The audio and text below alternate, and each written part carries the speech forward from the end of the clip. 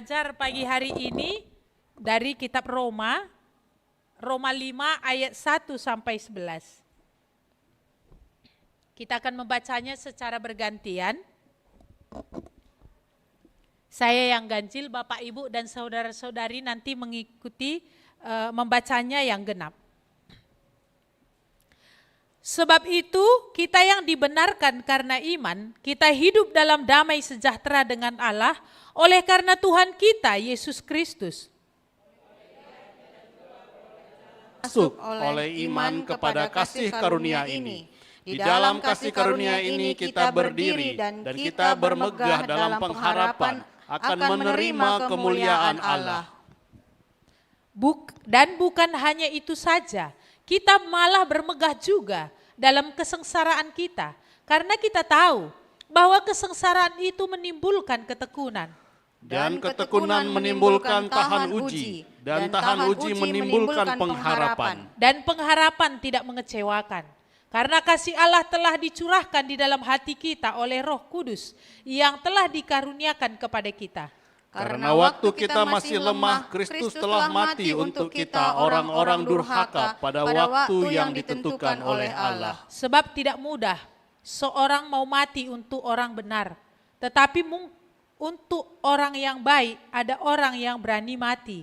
Akan tetapi Allah menunjukkan kasih-Nya kepada kita, oleh karena Kristus telah mati untuk kita ketika kita masih berdosa.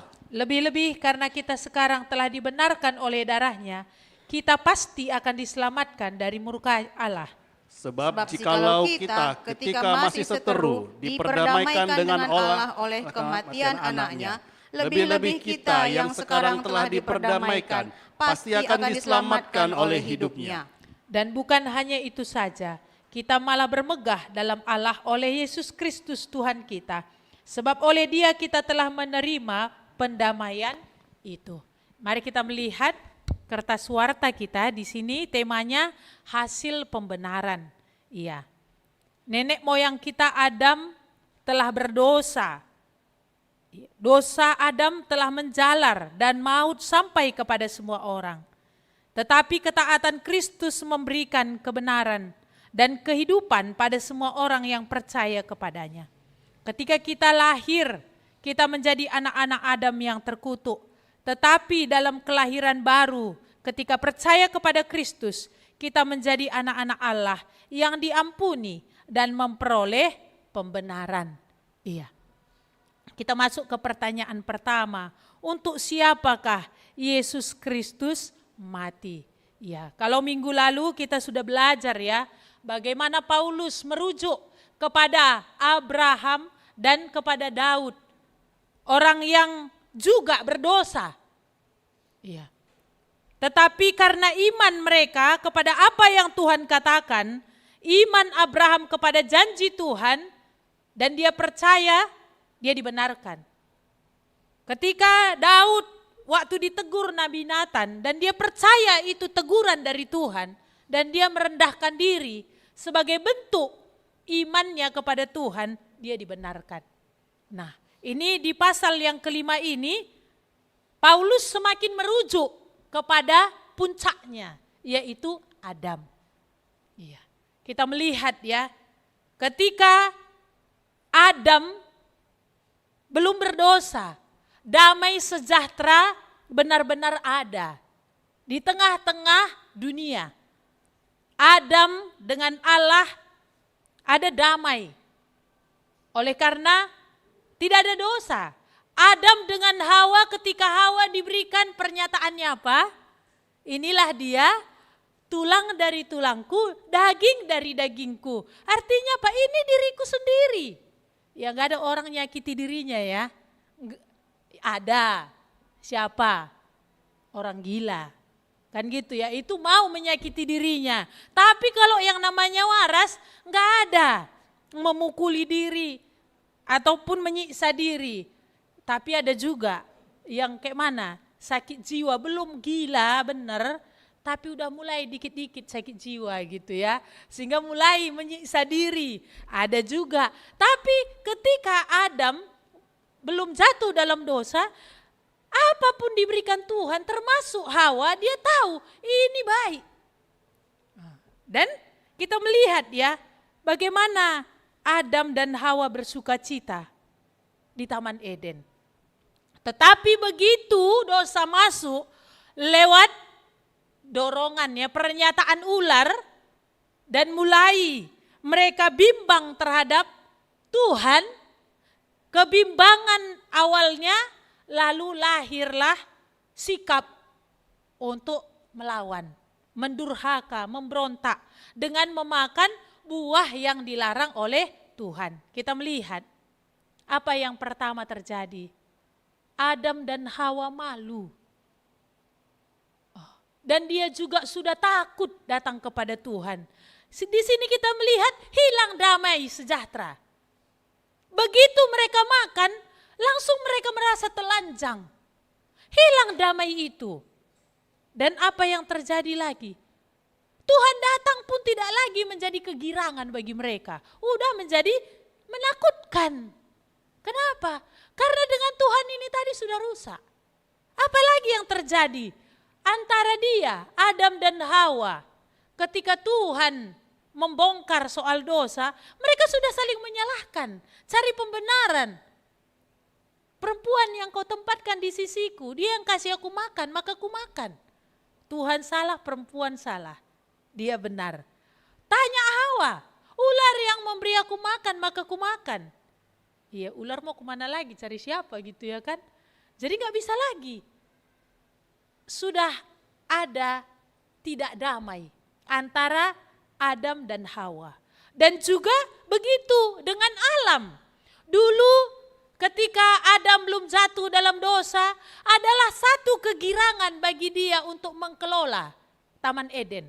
Ketika Tuhan bilang, usahakanlah taman ini. Iya. Dan dia bersuka cita untuk mengerjakan itu. Tetapi setelah jatuh dalam dosa, apa yang terjadi? Permusuhan dengan ular sudah terjadi. Dengan alam yang tadinya adalah hal yang menggembirakan bekerja sudah menjadi melelahkan. Sudah berpeluh. Itu pun rumput duri yang tumbuh. Alam tidak bersahabat lagi. Dulu Adam bisa di antara hewan-hewan membuat namanya. Kan gak mungkin dari jauh dia bilang, kau harimau ya. Gitu kan gak mungkin ya. Berarti dia ada di situ. Kau harimau, jangan-jangan dibelainya lagi kumisnya kan. Namamu harimau, namamu kuda Nil. Dia buat semua namanya. Tapi hari ini siapa yang berani dekati harimau? Kalau dia tidak benar-benar terkurung. Gak ada. Berarti apa? Semua rusak tatanan yang ada. Sejak kapan dosa masuk? Iya. Tetapi kita melihat ya, bagaimana Allah itu bekerja sehingga dia sendiri yang merencanakan pemulihan itu. Allah itu sendiri yang merencanakan bagaimana supaya terjadi kembali damai sejahtera itu. Nah, ini tentunya pertama yang harus dilawan, dimusnahkan yaitu apa? Kuasa kegelapan. Di dalam perjanjian lama berkali-kali Tuhan sudah memberikan janji. Mulai dari pasal 3 ayat ke-15. Bahwa keturunan perempuan ini akan meremukkan kepalamu. Iya. Dan engkau akan mematuk tumitnya. Jadi bagaimana sudah ada janji terus menerus janji ini semakin terang. Bahwa apa? Satu pribadi yang akan mengalahkan kuasa kegelapan. Dan kita melihat ya, ketika Yesus lahir ke dalam dunia, apa yang menjadi nyanyian para malaikat? Malaikat bernyanyi ya, apa katanya? Damai sejahtera di bumi, kemuliaan bagi Allah di tempat yang maha tinggi, dan damai sejahtera di bumi di antara orang-orang yang berkenan kepadanya. Sudah ada nyanyian itu. Iya. Jadi di dalam Kristus ini tadilah rencana pemulihan dan damai sejahtera itu Tuhan mewujudkan kembali dalam dunia. Dalam diri manusia Sekalipun Kristus sudah memberi dirinya mati, menjadi korban di atas kayu salib, ini tidak secara otomatis semua orang akan mendapatkan damai itu. Sekalipun pemulihan untuk pendamaian itu Tuhan sudah kerjakan di atas kayu salib, di dalam pribadi Yesus Kristus, tidak otomatis ini akan menjadi bagian semua orang. Siapa yang akan mendapatkan? Siapa yang memang percaya bahwa inilah rencana Allah untuk terjadi pemulihan, bahwa di dalam Kristus inilah terjadi pendamaian itu. Yaitu apa? Berdamai dengan Allah di dalam kematian Kristus, berdamai dengan diri di dalam kematian Kristus, dan juga akan ada damai dengan sesama, dan juga akan mulai damai dengan alam. Ya, maka enggak heran ya kalau orang percaya itu yang akhirnya bisa menerima diri.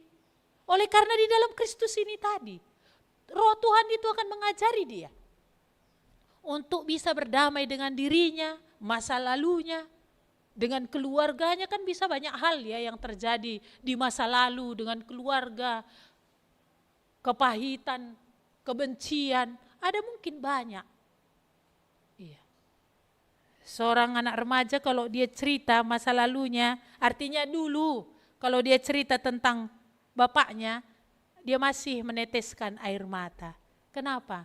Sampai saat ini dia belum datang sama Tuhan. Tiap kali dia mengenang bapakku, dia bilang, dia menangis. Bukan apa-apa, terlalu pahit dia rasa. Perlakuan bapaknya di masa lalu, sampai dipukuli, kadang-kadang tidak ditanya, apa tadi sebenarnya masalah, kenapa adik dan abang berantem, gak ada pertanyaan. Yang apa? Dia main hantam, sudah selesai. Gak ada, kenapa kalian? Gak ada. Jadi itu membekas terus di dalam hati. Jadi gak ada damai. Ya, antara dia dan dirinya pun tidak ada damai. Kenapa? Karena dengan Allah ini tadi. Jadi kita melihat tadi ya, hari ini kita mendengar untuk siapakah Yesus Kristus mati. Kita baca ayat yang ke-6. Karena waktu kita masih lemah, Kristus telah mati untuk kita, orang-orang durhaka. Ketika kita masih lemah, orang lemah itu gimana ya? Namanya lemah, nggak berdaya, bergerak pun nggak bisa. Kalau diseret dia cuma tinggal ikut, namanya lemah. Lemah secara fisik, kasih beban yang nggak bisa. Lemah secara rohani, nggak ada daya untuk melawan dunia, nggak ada daya untuk melawan apa yang iblis katakan, nggak ada daya. Cuman apa yang bisa? Ikut. Maka dikatakan tadi di sini, karena waktu kita masih lemah, Kristus telah mati untuk kita, orang-orang durhaka. Kristus mati untuk kita, kaum pemberontak yang melawan Tuhan. Gimana? Kalau kita evaluasi hari ke sehari gitu ya. Kan ini yang terjadi ya. Jadi pemberontakan itu tidak berhenti hanya pada nenek moyang kita Adam ya. Tapi kita pun anak-anaknya juga memberontak kepada Tuhan. Iya. Kan itu yang terjadi ya. Iya. Udah tahu kita 10 hukum Taurat. Tetapi apa? Enggak ada kekuatan memberontak, melawan. Iya. Kalau dibilang anak durhaka, oh ini ngeri kali ya. Tapi inilah yang terjadi. Bukan mendurhaka kepada ibu saja, mendurhaka kepada Tuhan. Oh ini lebih hebat lagi ya. Manusia-manusia durhaka. Woi, kalau ini dibilang seram ya. Tapi apa dikatakan? Disinilah kita melihat juga ayat ke-8. Akan tetapi Allah menunjukkan kasih-Nya kepada kita. Ketika kita oleh karena Kristus telah mati untuk kita ketika kita masih berdosa. Iya, inilah rencana pemulihan Allah tadi. Inilah jalan yang Tuhan kerjakan untuk terjadi damai sejahtera tadi. Yaitu apa? Ia menunjukkan kasih-Nya kepada kita oleh karena Kristus telah mati untuk kita. Ketika kita masih berdosa. Jadi Kristus mati bukan untuk orang benar. Tapi Kristus mati untuk orang berdosa. Lalu pertanyaannya, siapa rupanya yang benar? Adakah orang benar? Firman Tuhan berkata, tidak ada seorang pun benar, seorang pun tidak. Jadi kalau begitu gimana? Tuhan mengasihi saudara, Tuhan mengasihi saya. Karena Tuhan mati untuk saudara dan juga mati untuk saya. Tuhan tidak pilih kasih, dia mati untuk saya 100%, lalu mati untuk Bapak Ibu 34%, tidak. Dia mati 100% untuk Bapak Ibu, dia mati juga 100% untuk saya. Dia 100% mengasihi Bapak Ibu, dia 100% mengasihi saya. Apa buktinya? Karena dia mati untuk kita yang memberontak. Dia mati ketika kita masih lemah. Dia mati ketika kita masih dalam berdosa. Dia mati untuk membayar kita dari segala kejahatan.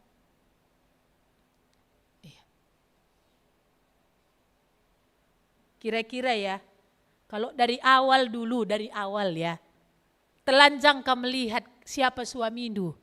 Atau dari awal dulu, telanjang kau melihat siapa istrimu yang sekarang. Ini kira-kira gimana ya? Kalau tahap yang awal itu dulu, ini semua tentang dirinya, mungkin ada orang bilang gini, aduh, aku apalah putar arah lah, tukar gigi lah aku. Ada orang begitu, ada juga orang berkata, udah pas ini. Kenapa? Karena memang ini ku tahu dari Tuhan, ada dia di sampingku, aku makin banyak terbentuk. Ada ya. Atau ada justru yang berkata begini, tahu tadi aku kayak gini dia, udah tukar gigi aku. Iya, udah berpaling aku kepada yang lain. Yang sana pun dia nggak tahu, tetap juga pemberontak kan? Emang ada yang nggak pemberontak? Iya. Tetapi apa? Sehancur apapun rumah tangga hari ini, kita udah lihat itu apa yang menyebabkan. Karena dosa tadi. Tapi serusak apapun yang terjadi hari ini kita melihat, di dalam Kristus tadi akan ada perdamaian. Damai dengan Allah tadi terjadi, maka akan terwujud damai dengan manusia, akan terwujud mulai kita akan bisa peduli dengan alam ini. Kalau enggak nanti kan enggak peduli kita. Mau paret ini kayak mana pun coroknya mana peduli. Buang sampah sembarangan enggak peduli. Orang kebanjiran di bawah sana yang penting aku bersih sendiri di sini. Maka sembarangan buang sampah ke sungai. Sembarangan aja hidup. Iya. Kalau kita lihat ini tadi ya. Dikatakan Kristus tadi mati untuk kita yang memberontak. Iya. Mari kita melihat. Nomor 2, apa sajakah hasil pembenaran karena iman kepada Kristus? Di sini nanti Bapak Ibu bisa baca secara keseluruhan di ayat yang 1 sampai 5 ini menyatakan kekayaan yang ada pada orang-orang yang percaya kepada Kristus. Kekayaan yang pertama itu apa? Memiliki damai dengan Allah. Damai sejahtera. Damai sejahtera ini kaitannya ada aman, ada rasa aman, ada rasa tentram, ada rasa sentosa, dan juga ini berkaitan juga dengan kemakmuran. Kemakmuran itu maksudnya apa? Soal jaminan hidup di bumi ini. Makmur ini jangan selalu pikiran kaya raya ya, berlimpah ruah. Makmur ini maksudnya apa? Udah ada keyakinan jaminan Tuhan pemeliharaan atas hidup ini.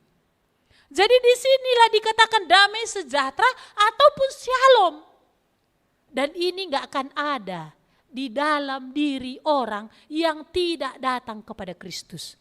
Yang belum datang kepada Kristus gak akan ada shalom ini.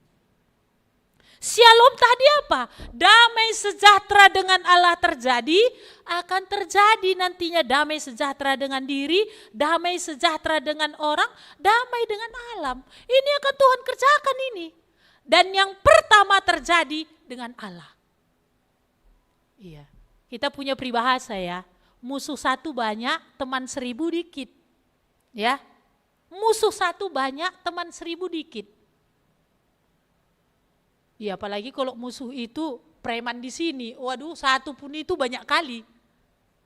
Iya, sangat banyak kali. Kalau tetangga saja pun musuh kita ya satu gitu ya, di luar sana banyak teman kita. Coba kalau tiap kali kita ibadah kayak gini kan, berapa dia berteriak-teriak dia di luar, bersiul-siul dia, pasangnya musik, kuat-kuat. Ini gimana coba? Ya syukur kami dengan Leo nggak ada musuhan. Kan gitu ya, sehingga nggak ada inisiatif Leo, ku pasanglah musik kuat-kuat supaya apa? Semua yang di dalam itu nanti nggak dengar, padahal mungkin panas hatinya sama saya. Biar semua nanti merasa ribut. Musuh satu kebanyakan, apalagi itu kalau musuh Tuhan, dengan Tuhan bermusuhan, ya wajar sajalah. Gimana ada damai? Gimana ada damai sejahtera? Ya jelas tidak ada. Apa masalah dalam hidupku? Gak ada masalah mungkin. Secara materi oke, fisik aman gitu ya. Tapi kok di sini ketakutannya? Tapi kok di sini gak tenang ya?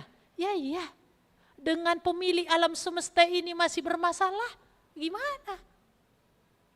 Maka kekayaan yang pertama ketika percaya kepada Kristus yang mati di kayu salib, apa? Damai sejahtera dengan Allah. Kalau udah teman Allah, apa kata kitab Roma 8? Iya. Siapa yang dapat memisahkan kita dari Allah? Jikalau dia yang sudah menjadi teman, apakah yang menjadi ketakutan, dia bilang. Iya, saya rasa ya, kalau Pak Gubernur aja pun teman kita di sini, udah aman semua. Ya kan, aman semua dari segi apa? Keamanan, premanisme, gak ada ketakutan. Kalau ada yang pateng-tengan gitu mungkin preman datang, kita juga menghadapinya mungkin santai. Kenapa Pak? Atau jangan-jangan agak sedikit gagah-gagahan. Gak Bapak kenal saya? Ada teman gitu kan, dia kenal, ada agak punya pangkat polisi gitu kan, asal di jalan datang preman stop, dia balik melotot gini. Kenapa? Ada andalannya rupanya di belakang. Bukan karena badannya besar, enggak. Ujung-ujung percakapan itu dia bilang, tunggu ya saya telepon. Siapa yang Bapak telepon? Si Anu. Oh maaf Pak ya. Lewat Pak katanya, karena ada deckingnya di belakang. Maka di sini tadi dikatakannya, damai sejahtera dengan Allah. Apalagi kekayaan orang yang sudah percaya kepada Kristus, beroleh jalan masuk kepada kasih karunia. Surat Paulus diawali selalu apa? Kasih karunia dan damai sejahtera dari Allah Bapa dan Tuhan kita Yesus Kristus menyertai kamu. Bukan dia bilang, kiranya hartamu semakin melimpah, anak-anakmu semakin jaya. Tidak ada. Dan dia bilang apa? Kasih karunia dan damai sejahtera dari Allah Bapa dan Tuhan Yesus Kristus menyertai kamu. Iya. Kita melihat Yakub hanya bawa tongkat ketika pergi ke tanah Haran, menjumpai pamannya di sana. Tuhan menyertai. Dia bilang dulu aku bawa tongkat cuman, sekarang pulang dengan banyak pasukan. Kita lihat Yusuf datang ke Mesir sebagai tawanan. Tetapi karena Tuhan menyertai, dimanapun dia ada pertolongan Tuhan. Maka wajar ya, Musa bilang, kukirim malaikat untuk bawa kau kepada tanah Kanaan yang berlimpah susu madu itu. Ku bawa kau ke sana, ku berikan kemenangan itu, tapi aku tidak ikut menyertaimu. Musa bilang, Tuhan jangan suruh kami pergi kalau kau tidak bersama kami. Kemakmuran, kekayaan, orang gak kenal Tuhan juga bisa dapatkan. Tapi ketentraman Tuhan dekat gak akan pernah ada dalam diri siapapun. Hanya di dalam Engkau Tuhan. Damai sejahtera hanya di dalam Tuhan tadi. Maka beroleh masuk dalam kasih karunia Tuhan. Artinya apa? Kebaikan-kebaikan Tuhan yang menyertai, melampaui pikiran, Tuhan akan kerjakan. Udah masuk. Iya. Apalagi kekayaannya dikatakan sukacita, yaitu apa? Punya pengharapan akan menerima kemuliaan Allah. Manusia hari ini berjuang ya memuliakan diri dengan banyak cara. Meraup uang banyak-banyak supaya bisa membangun rumah, supaya baju yang keren-keren. Ini semua apa? Supaya mulia. Tapi Tuhan katakan hari ini apa? Kemuliaan manusia itu adalah ketika manusia itu memuliakan Tuhan. Iya. Kita lihat hari ini ya, yang jabatannya tadi tinggi, uangnya banyak, pakai baju orange. Hilang dalam sekejap. Gak ada lagi. Anak cucunya pun akan menjadi hinaan. Padahal apa? Ini mau membangun kemuliaan tadi. Iya. Makanya ada itu di kampung kami, bapak-bapak cari kemuliaan keluar. Traktirinya orang satu kede. Kai ina mendu terang, kai ina mendu silih. Kai ina mendu katanya kan. Apa minuman apa lain? Kopi, susu katanya kan. Di rumah gak ada satupun hormat. Kenapa? Marah aja kerjanya. Takut aja memang semua. Dari istri sampai anak semua takut. Tapi hormat sebenarnya tulus dari hati gak ada. Mati minenda katanya kan. Kapan lah ini mati nih? Aduh hidup pula terus ini. Itu di kampung kami gak di sini ya. Maka anak-anak berdoa dia, Tuhan panjang bikin umur bapakku ini. Panjang buat umur mamaku ini Tuhan. Supaya bisa kami tunjukkan kasih. Gak ada doanya ya. Mati minenda Tuhan gak ada ya. Gak ada keluar doa yang demikian mati maunya ini Tuhan. Gak ada. Iya. Ini tadi ya, menerima kemuliaan dari Allah. Iya. Apalagi kekayaan dikatakan, sukacita tadi ya, punya pengharapan. Iya, nggak jelas keuangan, tapi ada keyakinan. Ini kan mantap ya. Lihat muka, kok teduh-teduh, berarti aman kau tabunganmu ya. Cerita tabungan, nol di dalam gitu. Tapi kok bisa mukamu girang? Ada pengharapan. Tuhan bilang kesusahan sehari cukup sehari. Aman dia, tidur dia nyenyak. Loh kenapa? Tuhan bilang kepada orang-orang percaya waktu tidur Tuhan sediakan rezekinya. Udahlah tidur aja aku. Besok sudah Tuhan sediakan rezekiku. Pengharapan sedemikian coba. Ini enggak seperti kakak saya nelpon. Udah kurang uangku, enggak ada lagi uangku katanya. Kalau betul enggak ada uang kakak lapor sama aku. Bukan karena aku ada uang. Aku bilang, kalau betul enggak ada uang du lapor sama aku, biar aku laporkan sama Tuhanku. Oh itulah kau katanya, tinggal berapa rupiah tabungan du sehingga kami bilang enggak ada uangku. Kalau 100 hidup mana berani katanya. Oke, enggak ada 1 juta pun. Enggak usah kau selidiki katanya. Lebih berjuta masih, udah ketakutan. Jadi nanti kalau anakku itu bermasalah, ku lapor samamu ya katanya. Kalau betul nggak ada, kalau betul-betul tidak ada lagi, lapor sama aku bilang. Aku akan doakan sama Tuhanku. Coba, masih ada tanahnya lo bisa dijual. Udah ketakutan. Coba, nggak ada pengharapan. Jadi ini ya, bukankah itu kekayaan? Karena apa? Sudah berdamai di dalam Kristus tadi. Ada ketenangan karena ada pengharapan. Bukan karena jelas jaminannya. Gak ada asuransi jiwa. Ya asuransi sorga cuman.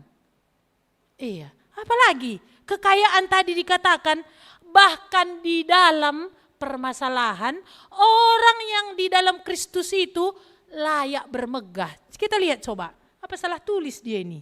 Ayat 3. Dan bukan hanya itu saja, kita malah bermegah juga dalam kesengsaraan kita. Salah tulis ini? Mana mungkin, beda Alkitab kita. Sama kan kita baca ini tadi. Apa katanya? Dan bukan hanya itu saja, kita malah bermegah juga dalam kesengsaraan. Allah yang menyatakan diri di dalam Kristus adalah Allah yang agung dan besar, yang sanggup pakai permasalahan pun mendatangkan kebaikan. Itu dalam kitab Roma 8 ya, ayat 28. Allah turut bekerja dalam segala sesuatu mendatangkan kebaikan. Maka kekayaan yang berikutnya lagi apa? Orang yang percaya permasalahan itu pun bisa menjadi kemegahannya. Kenapa? Karena dia tahu ada yang mau Tuhan capai dalam hidupnya dalam masalah ini. Kita belajar ya dari Ayub. Hebat kali permasalahan itu. Tapi supaya lahir. Kalau dulu aku melihat engkau Tuhan percaya kepadamu karena apa kata orang. Hari ini aku percaya padamu karena aku sudah memandang muka dengan engkau. Masalah itu justru makin melihat siapa Tuhan yang besar itu. Masalah itu justru makin terkikis banyak hal dalam dirinya yang tidak benar itu. Jadi ini ya, kalau Tuhan hanya bisa mengendalikan keadaan yang baik, apa itu Tuhan? Kalau dia hanya akan bisa menolong ketika baik-baik, apa itu Tuhan? Tetapi Tuhan kita itu dalam masalah itu pun dia bisa pakai jadi kebaikan. Kita belajar ya, badai datang. Mau membawa sepertinya kematian bagi murid-murid. Tapi justru Tuhan pakai itu. Menyatakan diri kepada murid-murid. Sehingga murid-murid, siapakah ini? Sehingga angin dan danau pun taat kepada dia. Pengenalan mereka semakin bertambah. Iya. Makanya banyak sekali kekayaan kalau datang kepada Kristus ini. Dalam masalah tadi pun kita meyakini Tuhan ada di situ, sedang bekerja mengerjakan apa katanya? Kesengsaraan itu menimbulkan ketekunan. Iya. Kan kalau hidup pas-pasannya kita makin ada hikmat untuk mengelola uang. Di situnya kita makin belajar bagaimana untuk mengaturkan semuanya.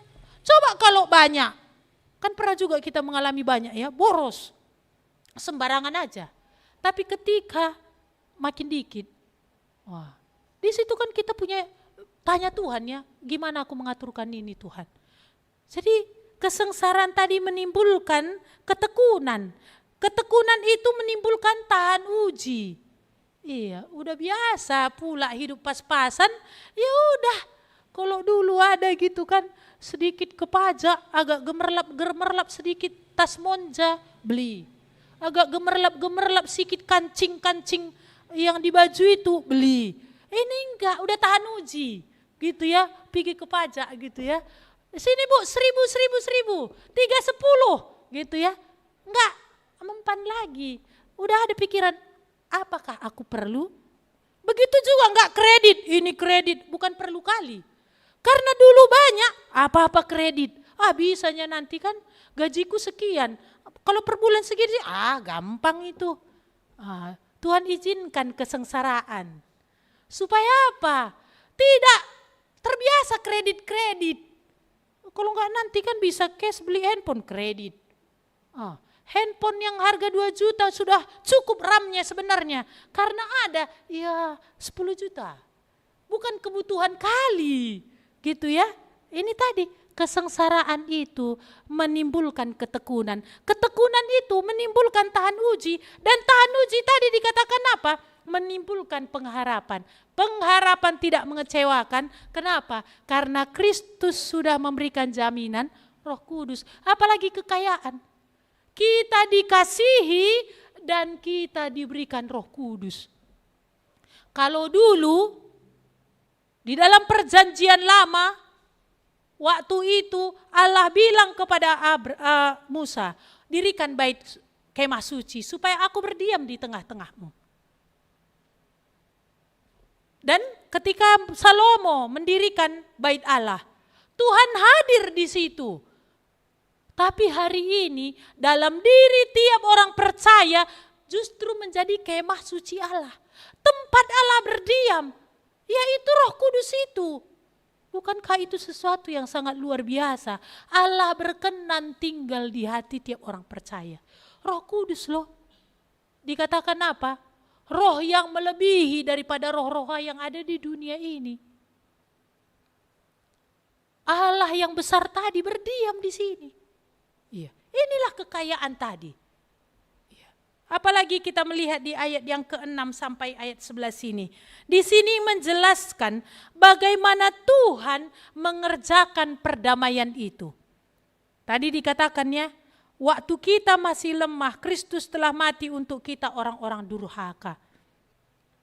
Allah menunjukkan kasih-Nya kepada kita oleh karena Kristus telah mati untuk kita ketika kita masih berdosa. Dan dikatakan ayat 9, lebih-lebih karena kita sekarang telah dibenarkan oleh darah-Nya, kita pasti akan diselamatkan dari murka Allah.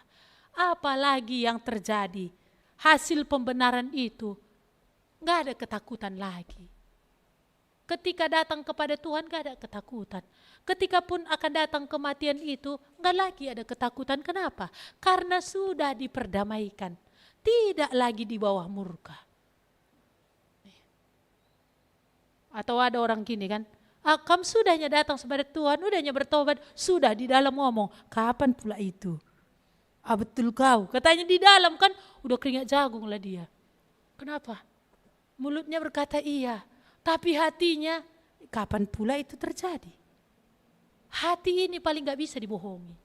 Karena itu Tuhan katakan, ketika percaya kepada Kristus, kesaksian itu dari sini. Maka tiap kali pun dengar firman Tuhan, ada keteduhan. Gak takut. Iya. Apa tadi kita lihat ya? Ketika kita berdosa sekalipun, Kristus sudah mati. Ketika kita berdosa, Allah sudah menunjukkan kasih-Nya sedemikian besar. Bisa kamu bayangkan? Ketika kita sudah menjadi anak, apa yang akan Tuhan kerjakan? Apalagi ketika kita hidup sebagai anak-anak yang mentaati Dia, kami bisa bayangkan apa yang akan Tuhan kerjakan. Rahab tidak pernah membayangkan.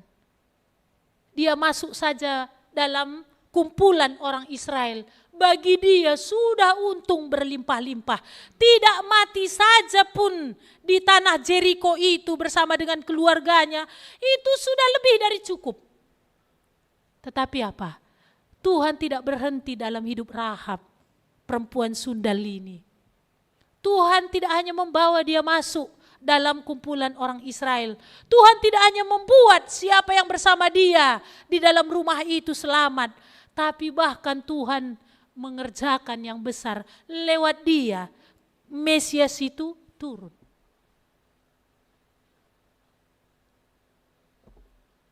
Rut tidak pernah membayangkan kalau lewat keturunannya akan lahir bangsa, akan lahir raja yang besar, Daud. Dan yang lebih besar lagi, lewat keturunannya lahir raja di atas segala raja. Itulah Kristus. Dia hanya orang Moab. Yang Tuhan pernah katakan, jangan ada pernah orang Moab beribadah di hadapanku. Kenapa? Karena orang Moab ketika orang Israel keluar dari tanah Kanaan, tanah Mesir menuju tanah Kanaan, orang Moab ini tidak membiarkan lewat saja pun dari wilayahnya. Mereka bilang, kami beli loh, kalau kami minum kami beli, kalau kami butuh makan kami beli, kami hanya perlu lewat. Tidak boleh. Waktu itu Tuhan bilang apa? Tidak boleh ada keturunan Moab ini akan menyembah kepada aku. Tetapi kita melihat inilah anugerah Tuhan tadi. Bagaimana ketika Rut meletakkan dan bernaung kepada Allahnya, Nomi. Bangsamu menjadi bangsaku, Allahmu menjadi Allahku. Dia tinggalkan semua di belakang. Keluarganya dan semua penyembahan keluarganya dia tinggalkan. Dia meletakkan hidupnya kepada Allah yang disembah oleh orang Israel. Kita melihat ketika dia bernaung di bawah sayap Allah yang besar ini tadi. Tuhan mengerjakan sesuatu yang besar yang dia sendiri tidak pernah bayangkan. Cucunya lah Daud. Keturunannya lah Yesus Kristus. Ketika kita masih berdosa, Allah sudah menunjukkan kasih-Nya dengan memberi dirinya mati. Kami bisa bayangkan ketika kita menjadi anak, apalagi menjadi anak-anak yang penurut, apa yang akan Tuhan kerjakan. Ada banyak pengkhotbah-pengkhotbah besar hari ini lahir itu dari keluarga miskin tidak terpandang. Tapi orang tuanya punya iman yang besar. Ada banyak hari ini orang-orang yang Tuhan dipakai besar itu lahir dari keluarga yang tidak dianggap. Tapi orang tuanya benar-benar punya pengharapan besar kepada Tuhan. Apa yang akan Tuhan kerjakan? Tidak bisa kita bayangkan. Tapi yang jelas Tuhan bilang, kau telah masuk dalam kasih karunia-Ku.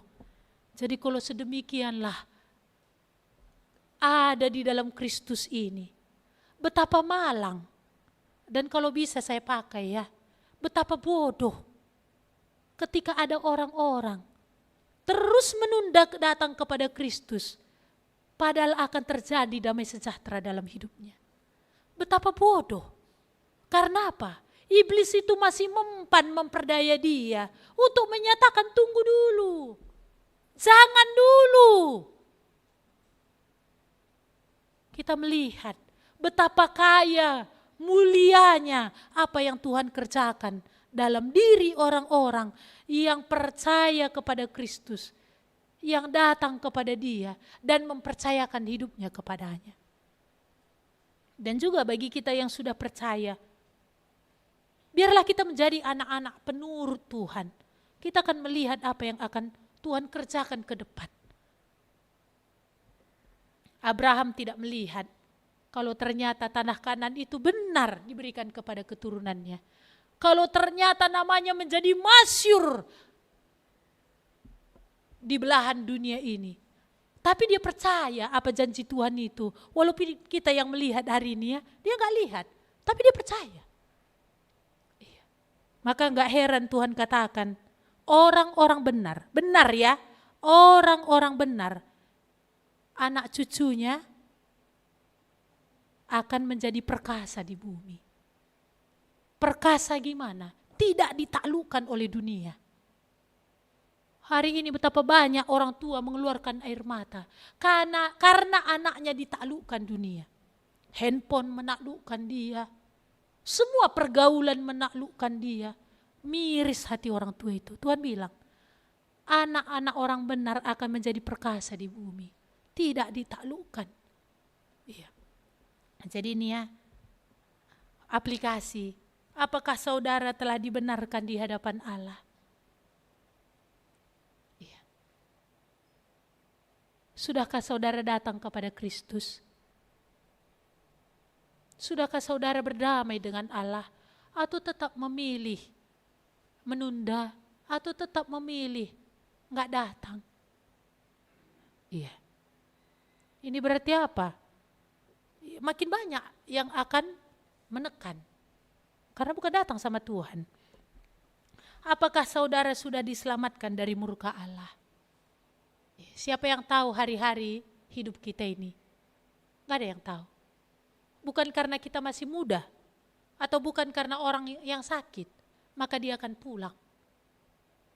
Apakah jikalau hari ini saudara-saudari mati, sudah yakinkah saudara tidak lagi di bawah murka Allah? Kalau saudara hari ini Tuhan panggil, malam ini Tuhan akan panggil, apakah benar saudara tidak lagi di bawah murka Allah? Ini harus kita pikirkan ya. Hanya di dalam Kristuslah ada perdamaian. Hanya di dalam Kristuslah kita tidak di bawah murka Allah tadi. Hanya di dalam Kristuslah ada sukacita.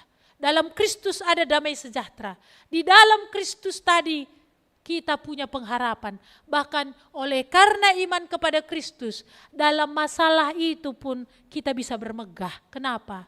Allah kita bisa pakai. Kesengsaraan itu akan melahirkan sesuatu yang baik. Kesengsaraan itu akan membentuk hidup kita.